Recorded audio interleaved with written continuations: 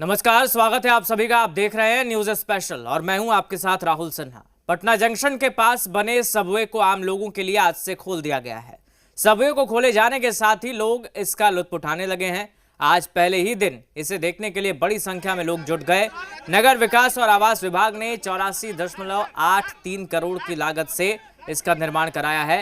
ये पटना जंक्शन के पास से प्रारंभ होकर जीपीओ गोलंबर तक जाता है, जिसकी लंबाई 440 मीटर है। भविष्य में इस भूमिगत पथ को निर्माणाधीन पटना मेट्रो स्टेशन से भी जोड़ने की योजना है।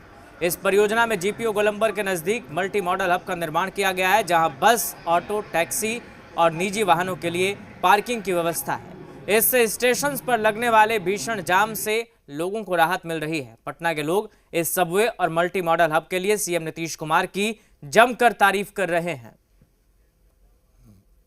पटना जंक्शन आने जाने के लिए सबवे का निर्माण कराया गया है, ताकि भीड़ भाड़ से बचते हुए लोग सीधा पटना जंक्शन पहुंच पाएंगे। और ये जीपीओ गोलंबर से पटना जंक्शन के बीच लगभग 500 मीटर का सबवे बनाया गया है। और अंदर की तस्वीर हम आपको दिखाएंगे कि किस तरीके से यहाँ पर इसका परिचालन हो रहा है और कैसे लोगों को ये सुविधा प्रदान कर रहा है और क्या क्या खूबियाँ हैं। तो सबसे महत्वपूर्ण बात कि 85 करोड़ रुपए की लागत से पटना जंक्शन के समीप ये भूमिगत पथ या सबवे कह सकते हैं, इसका निर्माण कराया गया है। जीपीओ गोलंबर से पटना जंक्शन तक ये जाएगी और 440 मीटर इसकी लंबाई है। भविष्य में मेट्रो से भी इसे जोड़ने की योजना है, ताकि लोगों को काफ़ी फ़ायदा हो सके। और पटना जंक्शन पर काफ़ी भीड़ भाड़ होती है, तो लोगों को काफ़ी परेशानियों का सामना करना पड़ता था और इसी को देखते हुए फैसला लिया गया है। तो इसमें एक्सीलरेटर और ट्रेवलेटर भी लगाया गया है और इसी के जरिए लोग आसानी से पटना जंक्शन पर पहुंच पा रहे हैं। लोगों से बातचीत करेंगे, कितना आरामदेह है, कितना आसान है जाने में। वहाँ से निकलिए बिना कोई जाम के, बिना कोई परेशानी के। अगर आप थके हुए हैं तो आपको ये चलने वाला जो है ही रुका हुआ, मतलब आप आराम से खड़े हैं, आराम से जाते रहिए, कोई दिक्कत की बात नहीं। मतलब एक बार खड़े हो जाइए तो स्टेशन तक पहुंच जाएंगे। हाँ, एसी है ही, कोई दिक्कत तो है नहीं यहाँ पे। न धूल के, न गर्दा का, कोई प्रदूषण भी नहीं है, सब सही है। बन जाने के बाद लोगों को काफ़ी सहूलियत हो रही है और इसी तरीके से ट्रेवलेटर, एक्सीलरेटर पर लोग खड़े होकर पटना जंक्शन तक पहुंच पा रहे हैं। और इसके अंदर अत्याधुनिक सुविधाओं से लैस तमाम चीज़ें लगाई गई हैं। स्विट्जरलैंड से एक्सीलरेटर और ट्रेवलेटर मंगाए गए हैं। तो कल ही से शुरू किया गया है, मुख्यमंत्री नीतीश कुमार ने इसे शुरू किया है। सुरक्षा के लिहाज से सीसीटीवी कैमरे लगाए गए हैं, गार्ड भी यहाँ पर लगाए गए हैं, ताकि एक्सीलरेटर और ट्रेवलेटर पर जो लोग नहीं चढ़ पाएँ उन्हें इसकी जानकारी दी जा सके। इसके अलावा अगर साइड का लेन देखेंगे तो उस तरफ भी पैदल चलने के लिए लोगों की व्यवस्था की गई है और साफ सफाई का विशेष ख्याल यहाँ पर रखा गया है। पंखे लगाए गए हैं, एसी की व्यवस्था है। इसके अलावा सबसे महत्वपूर्ण बात कि यहाँ पर स्पीकर भी लगाए गए हैं कि पटना जंक्शन पर जो भी ट्रेन आएगी जाएगी उसकी अनाउंसमेंट लोगों तक पहुंच सके। और काफ़ी संख्या में लोग भी यहाँ पर मौजूद हैं, यहाँ पर सेल्फी ले रहे हैं। तो काफ़ी खूबसूरत पटना स्मार्ट सिटी की तरफ से इसे बनाया गया है। इमरजेंसी को लेकर भी इसमें तमाम तरह की व्यवस्थाएं हैं। फायर की सुविधा, आग के समय में किस तरीके से लोग बचाव करें, उन तमाम चीज़ों की जानकारी दी गई है। तो अत्याधुनिक सुविधाओं से लैस इस एक्सीलरेटर और ट्रेवलेटर के जरिए लोग पटना जंक्शन पर आसानी से पहुँच पाएंगे। और धीरे धीरे राजधानी पटना को जाम से मुक्त करने के लिए कई तरह की व्यवस्थाएं राज्य सरकार की तरफ से की जा रही है, जिसमें अभी मुख्य रूप से इस सबवे का निर्माण, इसके अलावा अगर बात की जाए तो पटना स्टेशन जो जंक्शन गोलंबर है उसे छोटा किया जा रहा है और ये भी एक एक्सीलरेटर है, ट्रेवलेटर है। तो इस तरह के कई एक्सीलरेटर और ट्रेवलेटर यहाँ पर लगाए गए हैं, जिसके जरिए लोग आसानी से वहाँ तक पहुँच पा रहे हैं। तो हम आपको इस सबवे का सैर करा रहे हैं कि आखिर ये 440 मीटर का सबवे कैसा बना है और उतरने चढ़ने के लिए लोगों को किस तरीके से यहाँ पर व्यवस्थाएं दी गई है और कैसे लोग आ जा रहे हैं। तो सुबह का समय है, अमूमन रविवार के दिन यहाँ पर काफ़ी भीड़ कम होती है, लेकिन जो युवा वर्ग है वो काफ़ी संख्या में है। तो कुछ युवाओं से बात करेंगे। ये सबवे का निर्माण कराया गया है, तो कितना आरामदेह है आप लोगों के लिए और किस तरीके से यात्रा कर रहे हैं? आरामदेह तो पूरा है एकदम। मतलब नीतीश कुमार अब जो काम कर रहे हैं ना बहुत बढ़िया कर रहे हैं। इससे मतलब बहुत ज़्यादा पटना वाले जितने भी हैं ना सारे अट्रैक्टिव हैं इसके लिए, और आके देख भी रहे हैं। कल ही इसका इनॉग्रेशन हुआ है, मैंने सुना था। तो आप लोग अच्छा देखने आए? देखने ही आए। क्या कहेंगे, स्टेशन से निकलने में जाम से की बहुत समस्या राहत होती है, बहुत राहत है उसके लिए।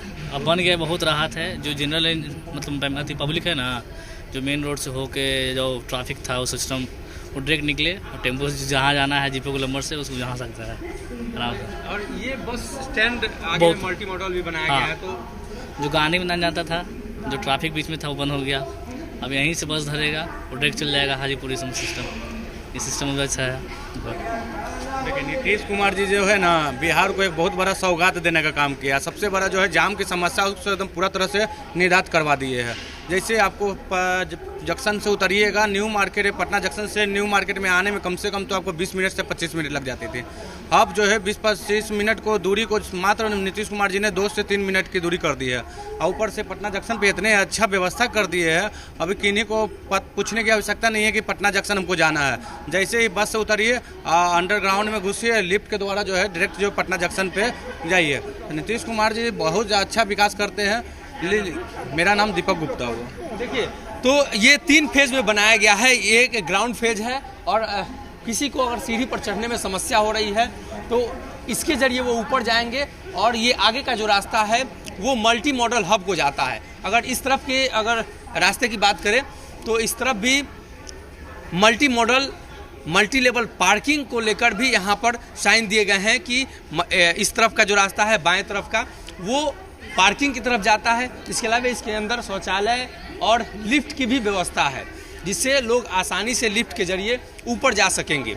और ये जो रास्ता है पटना जंक्शन की तरफ जाता है, ये 440 मीटर का जो सबवे का निर्माण कराया गया है, जिसमें कुछ दूरी पर लोग पैदल चलेंगे। इसके अलावा ट्रेवलेटर, एक्सीलरेटर की भी व्यवस्था है। इसके अलावा सीढ़ी की भी व्यवस्था है। तो 3-4 फेज में इसका निर्माण कराया गया है, लेकिन ये काफ़ी खूबसूरत है और बच्चे काफ़ी उत्सुक हैं, देख रहे हैं।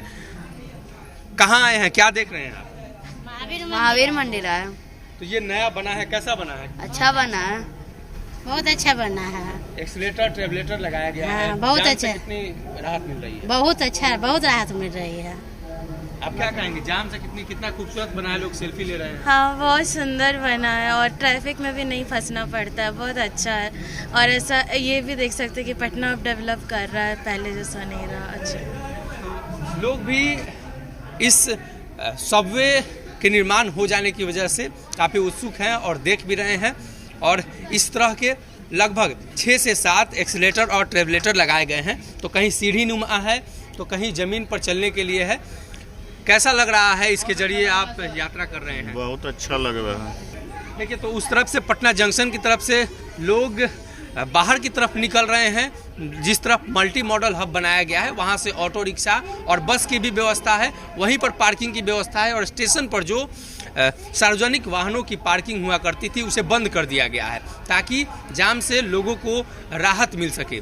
और काफ़ी संख्या में लोग सेल्फी लेते हुए नजर आ रहे हैं। तो पटना वासियों के लिए ये नया है। अभी तक बड़े शहरों में इस तरह की चीज़ें देखने को मिलती थी, और मेट्रो से कहाँ से कनेक्टिविटी इसकी होगी उसको लेकर भी पॉइंट दिए गए हैं। तो आगे यहाँ पर मेट्रो कनेक्टिविटी को लेकर स्पेस दिया गया है, जहाँ से जब मेट्रो की शुरुआत पटना जंक्शन पर हो जाएगी तो यहीं से लोग मेट्रो की कनेक्टिविटी भी ले पाएंगे, और यहाँ से वो निकलकर मेट्रो स्टेशन पर जाएंगे और राजधानी के अलग अलग इलाकों में घूमेंगे।